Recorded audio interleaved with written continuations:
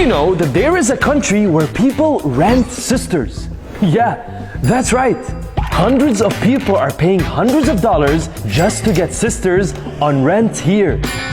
What's happening? What is this place? And why are people renting sisters? In Tokyo, Japan, let us introduce you to Yuichi Ishii. 私の名前は石井雄一と言います。お姉さんをレンタルできるサービスを行っているファミリーロマンスという会社を経営しております。Yuichi realized that there is something really strange going around him. The people who loved hanging out with him, some of his friends, and even some of his colleagues, somehow didn't want to anymore. They just stopped replying to his messages, and eventually, Yuichi lost all contact with them. 僕はすごく悩んでました。He realized that his friends had become hikikomori, people who would rather be alone inside their rooms than outside with people. Turns out, this is pretty common in Japan. You see, in the Japanese culture, it's more important to fit in than it is to be unique. So if everyone around you wants to be an engineer, that's what you're expected to do. 社会に合わせて生きなければならない。 And that's the problem.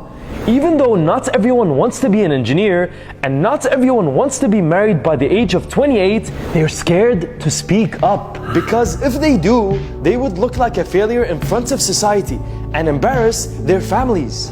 日本の社会は適合することができなければそれが家族にとってすごく恥ずべきことなんです。So instead of facing the world, they lock themselves up in their rooms. They stay inside day in and day out without even going to a doctor for help. 約3年間引きこもっていました。 Today, more than 500,000 people in Japan are hikikomori. These people are locking themselves in their rooms for years and years, just so they don't have to face the pressure of society.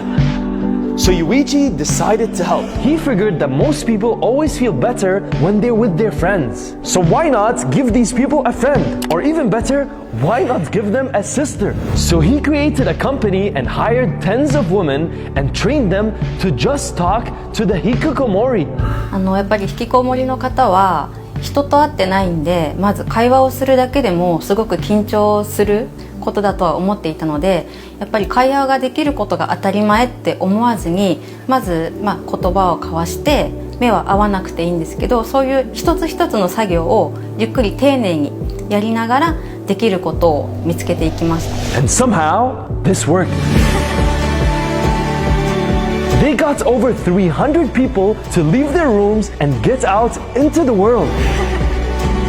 And they did it just by talking to them. 一緒に寄り添ってくれるというか、優しく笑顔で話を聞いてくれて、時には励ましてくれる、そんな本当のお姉さんのような存在として。 At the end of the day, Yuichi isn't a doctor or a therapist.